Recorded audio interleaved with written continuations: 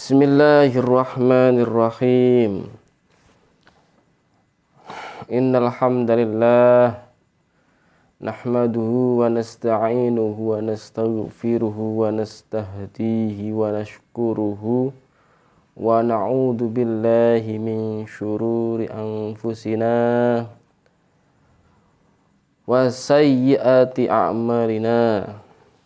May yahdihillahu fala mudhillalah wa may yudlil fala hadiyalah. Wa ashhadu an la ilaha illallah wahdahu la syarikalah. Wa ashhadu anna Muhammadan abduhu wa rasuluh wa safiyyuhu wa habibuh.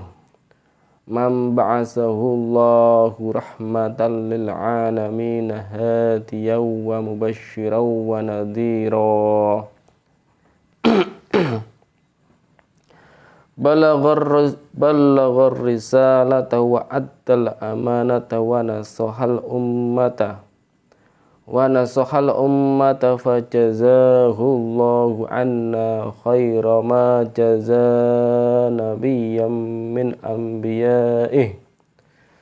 Wa sallallahu wa sallam ala sayyidina Muhammadin al-amin wa ala alihi wa sahbihi thayyibin at-tahirin. Amma ba'du, fa ya ibadallah, usi wa nafsi wa iyyakum bitaqwallah. A'udzu billahi minasy syaithanir rajim. Bismillahirrahmanirrahim.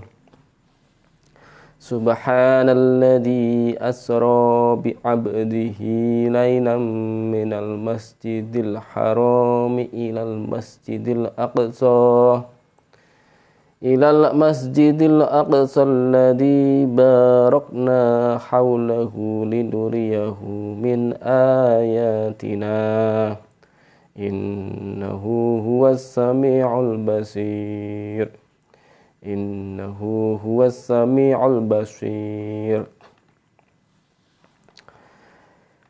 Ahbabanal kiram yang dirahmati oleh Allah Ta'ala, ma'asyiral muslimin rahimakumullah. Di bulan Rajab ini ya, kita akan bertemu yang namanya peringatan Isra wal Mi'raj. Sebuah momen ya, sebuah peringatan hari besar Islam yang mulia untuk mengingat sebuah peristiwa yang luhur yang patut diperingati karena maknanya yang agung dan derajatnya yang tinggi. Mukjizat yang agung yang dikhususkan kepada Nabi Muhammad SAW adalah Isra dan Mi'raj. Nabi kita Muhammad bin Abdullah, Nabi yang ummi, Nabi yang berasal dari bangsa Arab dan terpercaya, penutup para nabi dan orang yang paling menetapi janji, di Isra wal Mi'rajkan oleh Allah Ta'ala. Peristiwa Isra ini dimulai dari Mekkah Al-Mukarramah, kemudian ke Al-Aqsa Asy-Syarif, ke Masjidil Aqsa Asy-Syarif. Dan Mi'rajnya Nabi dimulai dari Aqsa Asy-Syarif sampai kepada langit yang sangat tinggi. Ya, ke langit yang ketujuh yang tinggi, serta dikembalikan lagi ke Mekah hanya dalam sebagian malam saja, tidak seluruh malam, tidak, hanya sebagian dari malam saja, di mana setelah itu beliau memberitahukan kepada penduduk bumi, ya, kepada manusia tentang keajaiban-keajaiban yang ia lihat. Nabi Muhammad SAW menceritakan dengan terperinci ya secara tafsili tentang Masjid Al-Aqsa di Palestina kalau sekarang ya. Bahkan tentang jendelanya satu persatu. Ini semua adalah dalil yang sangat kuat dan bukti yang tak terbantahkan atas kebenaran dakwahnya dan kebenaran kenabian. Al-Imam An-Nasa'i ya, An-Nasa'i meriwayatkan dari Anas bin Malik bahwa Rasulullah Shallallahu Alaihi Wasallam bersabda, utitu bidabbatin fawqal khimari wa dunal baghl khadawuha inda muntaha tarfiha faraqibtu wa ma'i Jibril alaihi salam fasirtu faqal inzil fasalli fafa'altu faqal atadri aina sallaita bi Taibata wa ilaihal muhajar summa qal inzil fasalli fasallaitu faqal adadri aina sallaita bituri sayna haisu kallamallahu azza wa jal Musa alaihi salam summa qal anzil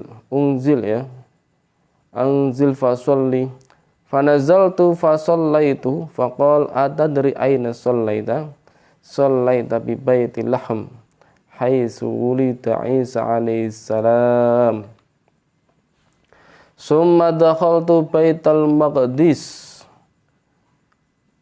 fajumi'a lil anbiya alaihi wassalam faqaddamani Jibril hatta amamtuhum summa su'ida bi ila sama'id dunya fa idza hiya Adamu alaihi salam summa su'ida bi ila sama'is saniyah fa idza fiha ibnal khalati Isa wa Yahya alaihi salam summa su'ida bi ila sama'is salisah fa idza fiha Yusuf alaihi salam summa su'ida bi ila sama'ir rabi'ah fa idza fiha Harun alaihi salam summa su'ida bi ila sama'il khamisati fa idza fiha Idris alaihi salam summa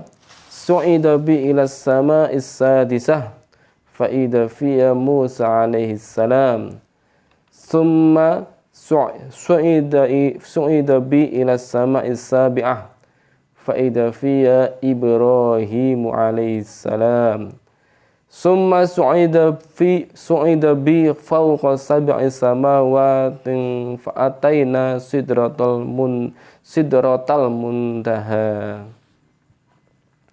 Hadis ini agak panjang ya.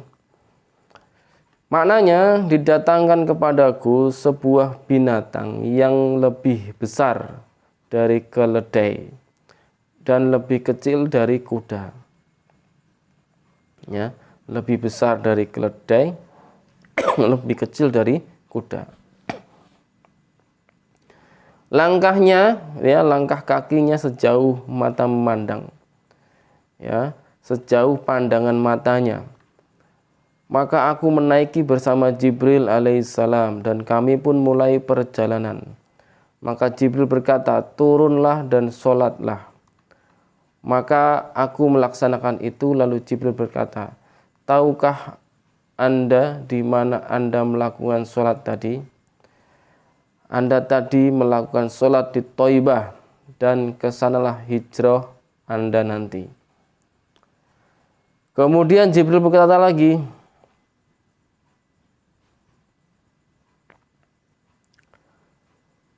turun dan sholatlah. Maka aku pun melakukan sholat. Lalu Jibril berkata, tahukah Anda di mana Anda melakukan sholat tadi?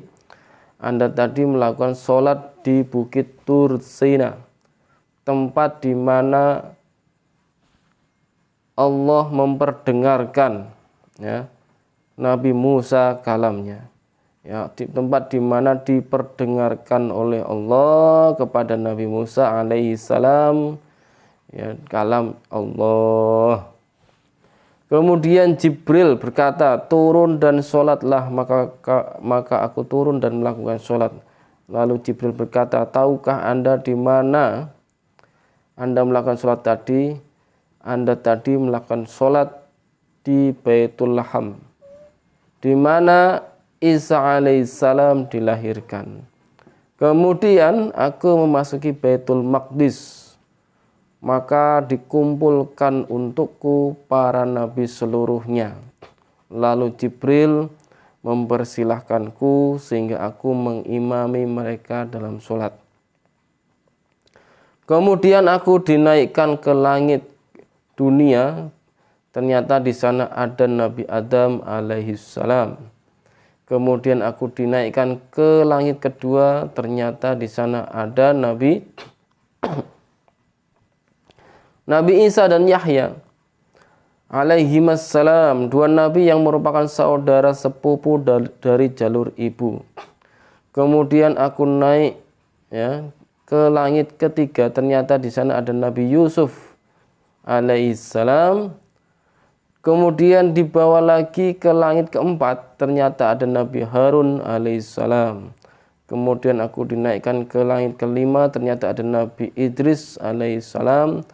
Kemudian aku dibawa ke langit ke-6 dan ternyata ada Nabi Musa alaihissalam. Kemudian dibawa lagi ke langit ke-7 dan ternyata di sana ada Nabi Ibrahim alaihissalam. Kemudian aku dibawa naik ke atas langit ke-7, maka aku mendatangi Sidratul Muntaha.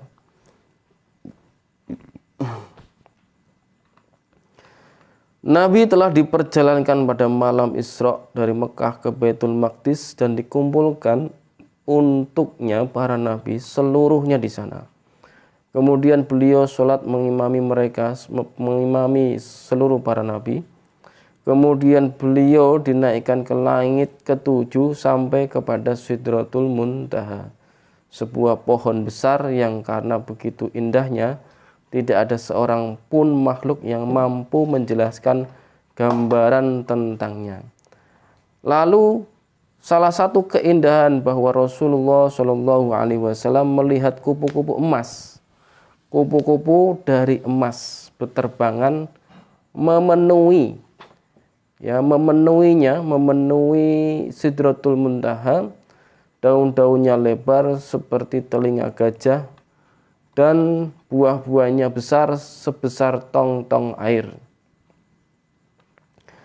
Di sana di dekat Sidratul Muntaha Nabi melihat Jibril, maka Jibril mendekat kepada Nabi Shallallahu Alaihi Wasallam karena kerinduannya yang sangat besar kepada Nabi, hingga jarak Jibril antara Nabi begitu dekat, ya, sehingga malaikat Jibril kepada Nabi jaraknya sangat dekat, ya, sangat dekat, yaitu 2 hasta atau lebih dekat lagi. Hal ini sebagaimana Allah Ta'ala jelaskan tentang Nabi Sallallahu Alaihi Wasallam. A'udzu billahi minasyaitonir rajim. Bismillahirrahmanirrahim. Wa ma yantiqu 'anil hawa in huwa illa wahyun yuha. 'Allamahu syadidul quwa. Du mirratin fastawa wa huwa bil ufuqil a'la. Summa dana fatadalla. Fakana qaba qausaini aw adna. Shadaqallahul Azim. Surat An-Najm ayat 3-9. Yang artinya adalah tiadalah yang diucapkan itu Al-Quran menurut kemauan hawa nafsu. Ya, tidak boleh, ya, tidak boleh. Tiadalah yang diucapkan menurut kemauan hawa nafsu. Ucapannya itu tiada lain hanyalah wahyu. wahyu yang diwahyukan kepada Nabi Muhammad sallallahu alaihi wasallam yang diajarkan kepadanya oleh Jibril yang sangat kuat. Ya, yang mempunyai akal yang cerdas. Dan Jibril itu menampakkan diri dengan rupa yang asli, sedang dia berada di ufuk yang tinggi.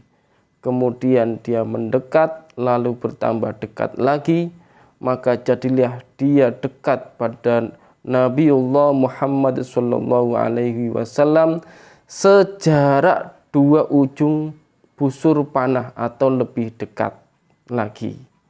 Nah, ini dalilnya. Ya. Jadi ini harus disterilkan dari musyabbih orang-orang yang menyerupakan Allah dengan makhluknya, di mana banyak orang yang mengatakan Nabi Muhammad bertemu dengan Allah sejarak 1 hasta. Ini sangat batil orang-orang ini. Ya, tidak boleh kita katakan berjarak, karena Allah yang menciptakan jarak. Maka Allah tidak butuh jarak. Allah yang menciptakan tempat, maka Allah tidak butuh tempat. Allah yang menciptakan arah, maka Allah tidak butuh arah. Allah yang menciptakan makhluknya, maka Allah tidak butuh pada makhluknya. Ya. Ini harus dipahami. Laisa kamitslihi syai'. Allah tidak serupa dengan makhluknya. Jadi Nabiullah Muhammad sallallahu alaihi wasallam diajari oleh malaikat yang sangat kuat, yaitu Jibril, ya, malaikat Jibril. Dialah yang mendekat kepada Nabi. Ketika itu Nabi Muhammad sallallahu alaihi wasallam melihat Jibril di dekat Sidratul Muntaha dalam bentuknya yang asli. Sebagaimana Allah tegaskan, Bismillahirrahmanirrahim. Walaqad ra'ahu nazlatan ukhra inda Sidratil Muntaha indaha jannatul ma'wa. Surat An-Najm ayat 13 sampai 15. Maknanya adalah, dan sesungguhnya Nabi Muhammad sallallahu alaihi wasallam telah melihat malaikat Jibril itu dalam rupa yang asli, dalam bentuk yang asli pada waktu yang lain, yaitu di Sidratul Muntaha. Di dekatnya ada surga tempat tinggal. Ya, ada surga, di dekatnya ada surga tempat tinggal. Dari ini Imam Bukhari dan Muslim, 2 imam besar ahli hadis, meriwayatkan dari As-Siddiqah binti As-Siddiq, istri Rasulullah sallallahu alaihi wasallam, Aisyah binti Abu Bakar, bahwa ketika disebutkan firman Allah Ta'ala, summa dana fadadallah, Aisyah berkata, innama dzaka Jibril, innama dzaka Jibril, yang mendekat itu tidak lain adalah malaikat Jibril. Yakni maksud ayat ini bukanlah bahwa Nabi mendekat kepada Allah, tidak. Ya. Jadi Allah menciptakan jarak, maka Allah tidak butuh jarak. Karena jarak itu sesuatu yang berukuran. Sesuatu yang berukuran itu benda atau makhluk. Ya. Maka tidak boleh kita menyamakan Allah dengan makhluknya, tidak boleh. Ya, haram. Nah, ketika orang itu menyamakan Allah dengan makhluknya, maka dia musyabbih. Sudah jatuh kepada kekufuran. Dan arah sehingga Nabi mendekat kepada Allah itu tidak boleh dikatakan seperti itu, tidak boleh. Ya. Nah, bahkan ada yang mengatakan Nabi Muhammad ketemu Allah di Sidratul Muntaha. Na'udzubillah min dzalik. Orang-orang itu tidak tahu, ya. Jadi kita tidak boleh menyerupakan Allah dengan makhluknya. Jadi yang benar adalah sesuai petunjuk Siti Aisyah, istri Rasulullah Shallallahu Alaihi Wasallam, mengatakan, innama dzaka Jibril, sesungguhnya malaikat Jibril itulah yang mendekat kepada Nabi. Seperti itu, yang jaraknya 2 hasta atau lebih dekat. Nah, itu sesuai petunjuk dari Siti Aisyah. Siti Aisyah dari siapa? Rasulullah Shallallahu Alaihi Wasallam. Dan hal ini adalah perkara yang begitu jelas dan nyata. Oleh karenanya, wahai saudaraku, marilah kita berpegang teguh dengan akidah Ahlus Sunnah wal Jamaah, agar kita tergolong orang-orang yang selamat dengan izin Allah Subhanahu wa Ta'ala. Di langit ketujuh, Nabi Muhammad Sallallahu Alaihi Wasallam melihat Baitul Ma'mur, sebuah rumah yang mulia yang berfungsi bagi penduduk langit, seperti Ka'bah, ya, seperti Ka'bah bagi penduduk bumi. Jadi Baitul Ma'mur ini, ya, itu setiap hari Baitul Ma'mur dimasuki oleh 70.000 malaikat yang melakukan sholat di dalamnya. Kemudian mereka keluar dan tidak pernah kembali lagi ke sana selamanya. Kemudian Nabi Muhammad Shallallahu Alaihi Wasallam sampai ke suatu tempat yang tinggi, di mana di sana ia mendengar suara pena yang digunakan oleh para malaikat untuk menyalin dari Lauhul Mahfuz ke catatan-catatan mereka.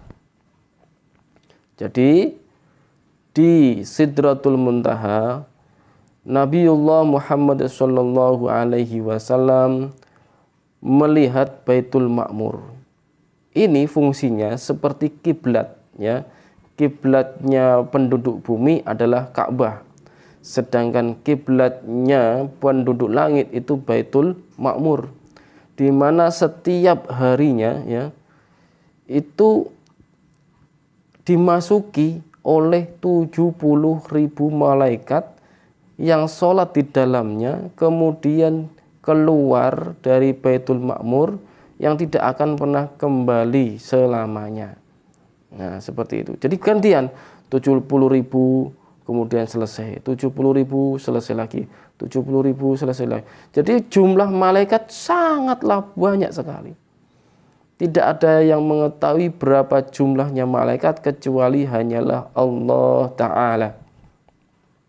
Nah, kemudian Rasulullah Shallallahu Alaihi Wasallam sampai kepada tempat yang tinggi, di mana di sana ia mendengar suara pena, ya, suara pena yang digunakan oleh para malaikat untuk menyalin dari Lauhul Mahfuz, yaitu ke catatan-catatan mereka, yakni Nabi mendengar suara jalannya pena di lembaran-lembaran mereka. Nabi Muhammad Shallallahu Alaihi Wasallam juga melihat surga, yaitu tempat yang Allah sediakan untuk melimpahkan nikmat-nikmat kepada orang-orang yang beriman. Orang-orang yang beriman. Tempat surga adalah di atas langit ketujuh. Di sana Nabi melihat para bidadari. Nabi juga melihat Arsy, suatu makhluk yang besar yang Allah ciptakan dan Allah menjadikannya atap surga. Arsy ini lebih besar ukurannya dari surga. Bahkan Arsy ini adalah makhluk Allah yang paling besar ukurannya. Ya. Ibnu Hibban dalam Sahihnya meriwayatkan dari Abu Dzar radhiyallahu anhu bahwa Rasulullah Shallallahu Alaihi Wasallam bersabda, "Mas samawatu sab'u mal'al kursyi illa ka khalqatin. Mas samawatu sab'u ma'al kursyi illa ka halqatin mulqatin bi ardi falah. Wa fadlul arsy 'alal kursyi ka fadlil falati 'alal khalqatin ka fadlil falati 'alal halqati." 7 langit dibanding dengan kursi hanyalah bagaikan bulatan cincin yang dilempar ke padang pasir yang luas, ya, ke padang ke hamparan yang luas. Dan besarnya arsy dibanding kursi seperti besarnya padang yang luas dibanding satu cincin tersebut. Masya Allah. Inilah besarnya makhluk Allah yang bernama arsy. Arsy adalah seperti ranjang besar yang memiliki 4 tiang. Sekarang ini diangkat oleh 4 malaikat. 4 malaikat, dan di hari kiamat diangkat oleh 8 malaikat. Allah telah menciptakan arsy untuk menampakkan kekuasaannya, bukan untuk menjadikannya tempat baginya, tidak. Barang siapa yang meyakini bahwa Allah bertempat, maka dia telah kufur, ya, dia telah keluar dari agama Islam. Na'udzubillah min dzalik. Wa ma wasafallahu bi ma'na min ma'anil bashar faqad kafar. Nah, jadi Allah menciptakan arsy ini untuk menunjukkan kekuasaan Allah, bukan untuk dijadikan tempat, tidak.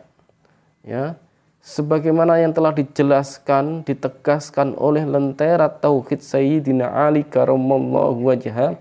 Hal ini dikarenakan malaikat tersebut dengan jumlah yang besar mengelilingi arsy. Dan ketika mereka hendak melakukan sholat, mereka pun menghadap ke arsy. Sebagaimana kita tawaf mengelilingi Ka'bah, ya, dan sholat menghadap Ka'bah. Nah, jadi saya klarifikasi lagi bahwa Baitul Ma'mur adalah tempat sholatnya para malaikat, dan arsy adalah Ka'bahnya para malaikat. Malaikat sholatnya itu menghadap arsy sebagai kiblatnya, sedangkan manusia di bumi sholatnya menghadap Ka'bah sebagai kiblatnya. Ya, bisa dipahami, ya. Jadi bukan berarti manusia itu menghadap Ka'bah itu ada Allah di sana, tidak. Malaikat juga sholat menghadap arsy, ya, tidak berarti Allah di dalam arsy, tidak, ya. Jadi Allah tidak butuh pada makhluknya. Allah laisa kamitslihi syai'. Allah tidak serupa dengan sesuatu apapun. Bisa dipahami, ya. Kemudian sebagaimana kita mengelilingi Ka'bah dan sholat menghadap Ka'bah, maka malaikat juga mengelilingi arsy dan sholat menghadap arsy. Maka ketika para malaikat melihat arsy dan melihat besarnya ukuran dan fisik arsy, mereka bertasbih. Ya, bertasbih, subhanallah, mensucikan Allah. Namanya mensucikan Allah berarti menafikan rupa, bentuk, jenis, dan apapun itu. Ya. Namanya mensucikan Allah berarti tidak menyamakan Allah dengan makhluknya. Itu namanya mensucikan Allah. Dan keyakinan para malaikat tersebut terhadap agungnya kekuasaan Allah semakin bertambah karena melihat kekuasaan Allah Ta'ala. Sebagaimana Allah tegaskan, A'udzu billahi minasyaitonir rajim. Wa taral malaikata haffina min haulil arsy yusabbihuna bihamdi rabbihim wa qudiya bainahum bil haqq wa qila alhamdulillahi rabbil alamin. Surat Az-Zumar ayat 75. Dan kamu Muhammad, Nabi Muhammad sallallahu alaihi wasallam akan melihat para malaikat berlingkar mengelilingi arsy, di sekeliling arsy, bertasbih sambil memuji Allah Ta'ala, dan diberi putusan di antara hamba-hamba Allah dengan adil, dan diucapkan semoga segala puji bagi Allah Tuhan semesta alam. Alhamdulillahi rabbil alamin. Jadi para malaikat juga bertasbih dan juga bertahmid, ya, mengucapkan alhamdulillahirabbil alamin, segala puji bagi Allah, Tuhan semesta alam. Ya. Jadi jelas ya. Sebagian ulama berkata bahwa kepergian Nabi Muhammad sallallahu alaihi wasallam dari Mekah ke Masjidil Aqsa, naik ke atas langit ketujuh, kemudian kembali ke Mekah, semua ini terjadi dalam tempo sekitar sepertiga malam. Ya, sepertiga malam saja. Kemudian Nabi memberitahukan kepada orang-orang kafir, maka mereka pun tidak mempercayainya. Mereka bahkan mendustakan Nabi dan mengejek-ejek Nabi. Kemudian sekelompok orang dari Quraisy pergi mendatangi sahabat Nabi, yaitu Abu Bakar, dan berkata kepadanya, apakah engkau mempercayai sahabatmu yang mengaku telah mendatangi Baitul Maqdis dan kembali ke Mekah dalam satu malam? Maka Abu Bakar menjawab, apakah ia mengatakan itu? Mereka menjawab, iya. Maka Abu Bakar berkata, aku bersaksi bahwa jika ia telah mengatakan itu, sungguh ia telah berkata jujur dan benar. Orang-orang Quraisy bertanya, engkau mempercayainya bahwa ia datang ke Syam dalam satu malam kemudian pulang ke Makkah sebelum pagi tiba? Abu Bakar menjawab, iya. Sungguh aku mempercayainya untuk hal yang lebih jauh dari itu. Aku mempercayainya tentang berita yang diturunkan kepadanya dari langit. Karena peristiwa inilah Sayyidina Abu Bakar As-Siddiq dijuluki sebagai As-Siddiq, yaitu orang yang percaya, orang yang terpercaya, orang yang dipercaya, dan orang yang mempercayai Kanjeng Nabi Muhammad sallallahu alaihi wasallam. Semoga Allah meridhoinya. Nah, sampai di sini dulu. Nanti kita lanjutkan peristiwa Isra wal Mi'raj di episode berikutnya. Wallahu a'lam wa ahkam. Wassalamualaikum warahmatullahi wabarakatuh.